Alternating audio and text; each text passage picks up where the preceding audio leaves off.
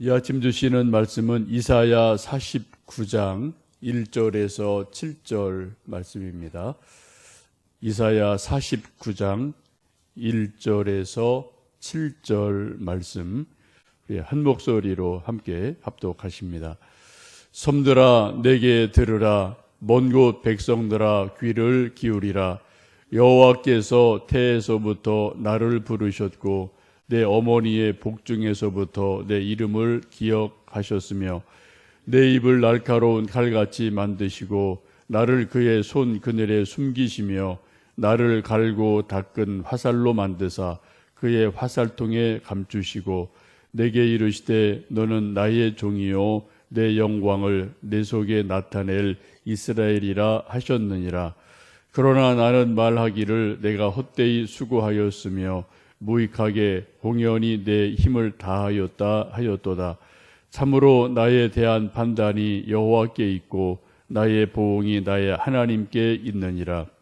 이제 여호와께서 말씀하시나니 그는 태에서부터 나를 그의 종으로 지으신 이시요 야곱을 그에게로 돌아오게 하시는 이시니 이스라엘이 그에게로 모이는도다.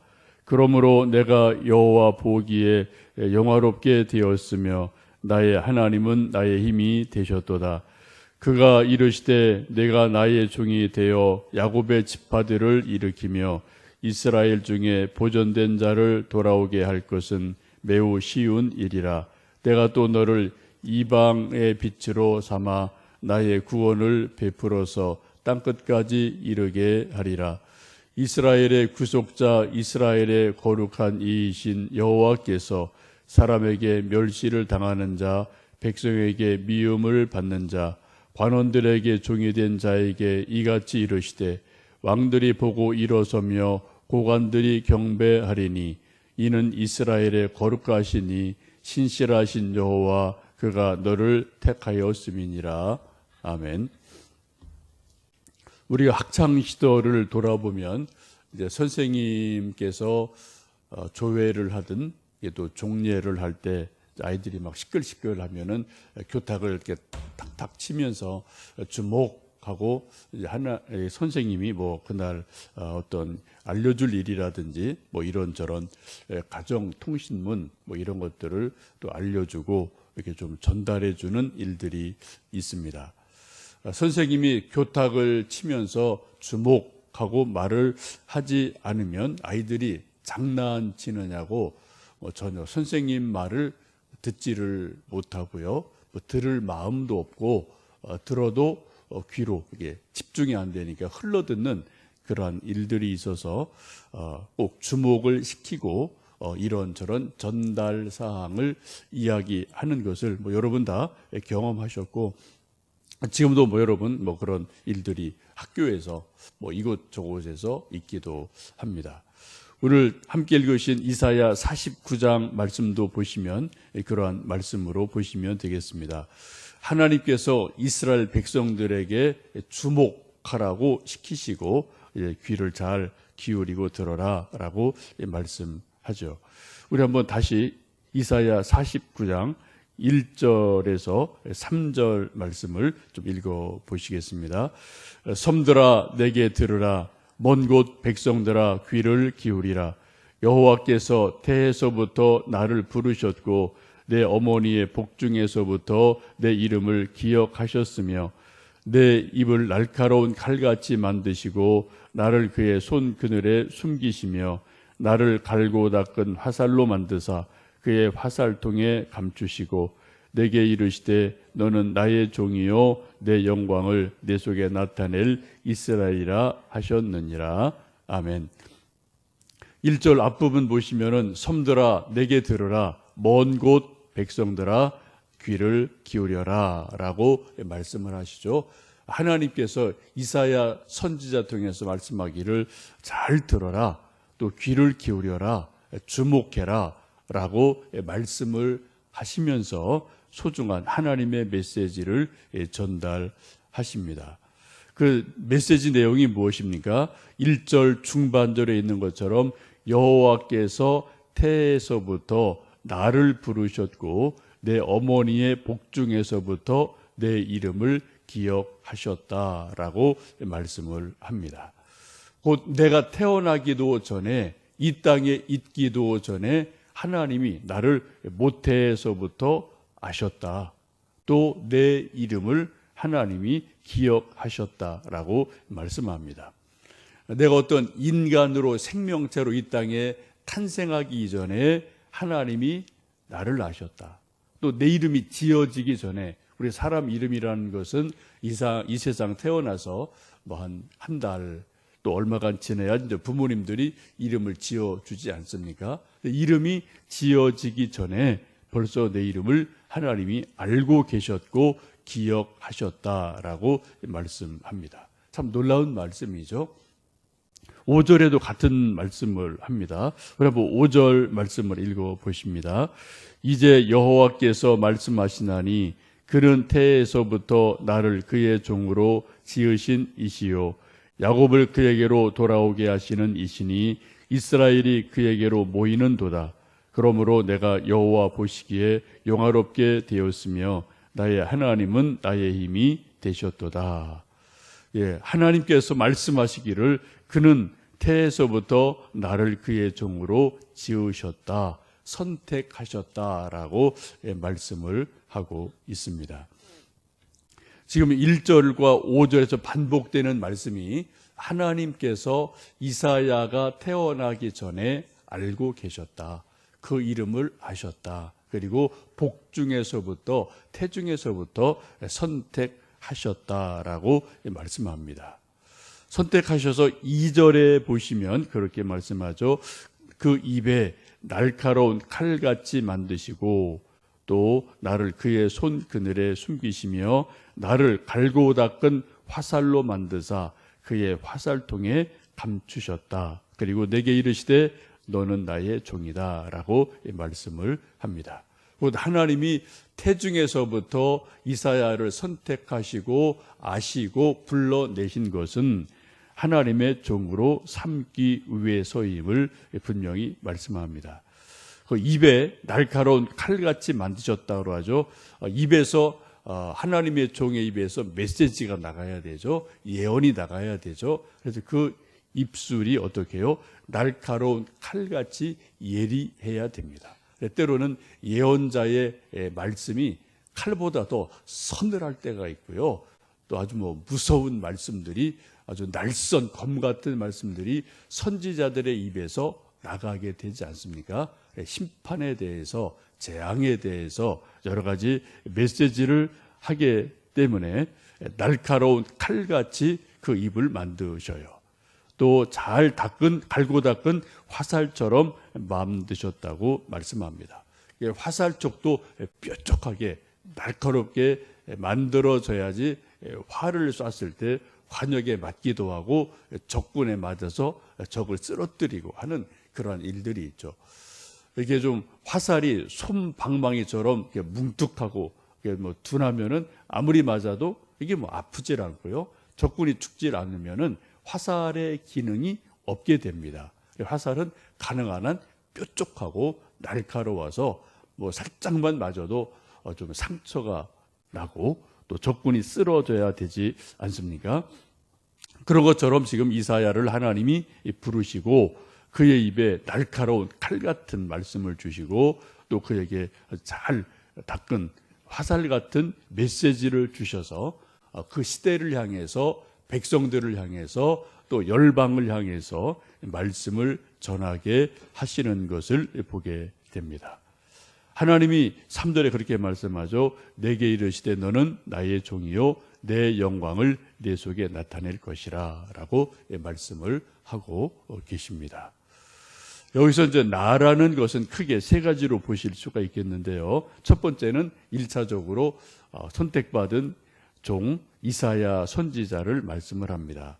그래서 하나님께서 이사야가 태어나기 전부터 이사야를 선택하시고 부르셔서 하나님의 종으로 삼으셨음을 분명히 말씀을 하고 있습니다. 또 하나 조금 더 길게 멀리 보면 하나님께서는 하나님의 가장 귀한 종, 하나님이 또 세우시는 종 예수님, 장차 오실 메시아를 말씀하기도 합니다. 그래서 하나님께서 예수님을 메시아를 선택하셔서 예정하셔서 또 때가 참에 여인의 아들로 이 땅에 태어나셔서 하나님의 아들로서 복음을 전하고 또 하나님의 일 감당하도록 불러내시죠. 이것도 좀 작게 말씀드리면, 구체적으로 말씀드리면 저와 여러분 모두 다 나라는 말씀 속에 다 포함되고 있음을 봅니다. 곧 나나 우리나 우리 모든 믿는 사람들이 하나님이 우리를 모태에서부터 택정하셨다라고 말씀을 합니다. 이것을 우리는 갈라디아 1장에 보시면 사도 바울의 고백에서 분명하게 볼 수가 있습니다. 갈라디아서 이렇게 말씀하죠. 내 어머니의 태로부터 나를 택정하시고 그의 은혜로 나를 부르시니가 그의 아들을 이방에 전하기 위하여 그를 내 속에 나타내시기를 기뻐하셨도다라고 말씀을 합니다. 사도 바울이 초기에는 예수님을 전혀 알지를 못했습니다. 오히려 예수님의 반대자로, 예수님을 반대하는 사람으로 살아갔어요. 그러다가 다메섹에서 예수님을 만나고 난 이후에 깨닫는 것이 무엇입니까? 하나님께서 나를 모태로부터 택정하셨구나, 나를 불러내셨구나, 선택하셨구나, 분명히 알게 되고, 그 이유는 바로 하나님의 일을 감당하기 위해서, 곧 이방인에게 복음을 전할 일꾼 삼으시려고 나를 선택하셨구나 라는 것을 알게 됩니다. 이제 이것과 더불어서 소위 이제 사명이 인식이 되고 사명을 감당하는 일꾼으로 세워지는 귀한 일이 일어나게 됩니다. 예나 지금이나 옛날 선지자들이나 또 뭐 사도들이나 현대 우리 믿는 사람들이나 분명한 것은 하나님의 사람으로 선택받았다는 것을 어느 순간 분명하게 깨닫는 그 순간에 우리가 사명이 인식이 돼요. 하나님이 나를 불러내시고 선택하시고 뽑아내신 것은, 이것은 나를 일꾼 삼기 위함이구나. 근데 이 일이 오늘 된 것이 아니라 거슬러 올라가 보니 하나님이 내가 태어나기 전부터 나를 알고 계셨구나라는 놀라운 어떤 뿌리까지 나아가는 일이 일어나게 됩니다. 시편 139편에 보시면 그런 고백이 있죠. 주께서 내 장부를 지으시며 나의 모태에서 나를 조직하셨나이다. 내가 주께 감사하옴은 나를 지으심이 신묘막측하심이라. 주의 행사가 기이함을 내 영혼이 잘 아나이다. 내가 은밀한 데서 지음을 받고 땅의 깊은 곳에서 기이하게 지음을 받은 때에 나의 형체가 주의 앞에 숨기지 못하였나이다. 내 형질이 이루어지기 전에 주의 눈이 보셨으며 나를 위하여 정한 날이 한호도 되기 전에 주의 책에다 기록이 되었나이다 라고 말씀을 하셔요. 내가 지음을 받기 전에 이미 하나님이 나를 알고 계셨다. 또 내 모든 것을 하나님 책에 기록해 놓으셨다라고 이미 시편에서도 다윗을 통해서 고백하는 것을 보게 됩니다. 하나님의 일을 맡은 사람들, 구약에서 예언자다, 선지자다라고 말을 하죠. 이사야, 예레미야 같은 분들이 있습니다. 근데 이 선지자들 그 이전에 또 믿음의 선배들이 있어요. 아브라함, 노아, 혹은 모세, 이런 분들도 어느 순간 하나님이 나를 모태로부터 택정하셨구나라는 것을 깨닫는 일들이 있음을 보게 되고요. 또 예수님 시대의 12 제자 사도들, 또 사도된 바울도 그러한 고백을 하는 것을 봅니다. 우리 오늘날도 하나님을 믿는 사람들이 어느 순간 깨닫고 인지하고 인식하는 중요한 일은 나라는 존재가, 나라는 인생이 그냥 우연히 세상에 태어났구나, 이런 게 절대 아니라는 거죠. 우리 믿는 사람들에게는 우연은 없어요. 그죠? 절대 우연은 없습니다. 필연, 아니 하나님의 선택하심, 하나님의 섭리하심, 하나님의 우리를 택정하심, 이것이 분명하게 우리에게 있음을 알게 됩니다. 그래서 우리가 이 세상의 교회를 이곳저곳에 세우신 것도 하나님의 뜻이 계신 거고요. 또 교회를 섬기는 일꾼들을 위해서 목사와 장로와 전도사와 권사와 집사와 교사와 찬양대와 이런저런 일꾼들을 세우신 것도 이게 우연이 결코 아니라는 것이죠. 하나님의 택정하심 속에서 일꾼들을 세우셔서 하나님의 일을 감당하게 하십니다.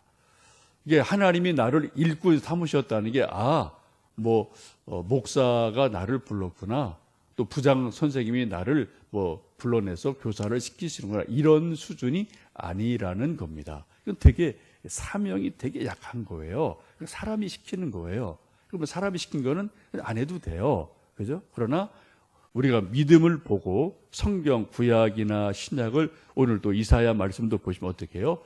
나를 불러내신 것은 부장 선생님이 아니다. 담임 목사가 아니다. 누가 사람이 아니다. 누가요? 바로 하나님이 나를 모태에서부터 택정하셨다. 나를 아셨다. 나를 선택하고 불러내셨다. 라고 우리의 사명이 하나님 앞에까지 거슬러 올라가는 것을 우리가 성경 곳곳에서 알게 됩니다. 이것을 아는 사람은 행복한 사람이고요. 자기 사명을 인식하고 자각하면서 감당하는 사람은 복된 사람임에 틀림이 없습니다. 오늘 하루를 살아가시면서 또 우리가 일상생활을 이 일 저 일 감당하고 이 사람 저 사람 만나겠습니다만, 우리가 그런 일을 하는 가장 근본적인 이유는 바로 주님의 복음을 전하기 위함이고 또 주님의 사랑을 전하기 위함인 것을 다시 한번 생각하시면서, 하나님이 나를 모태로부터 택정하셨다. 또 내가 그래서 오늘 이곳에 있다라는 것을 생각하시며 하나님의 부르심에 깊이 응답하시는 복된 하루 되시기를 원합니다. 함께 기도하시겠습니다.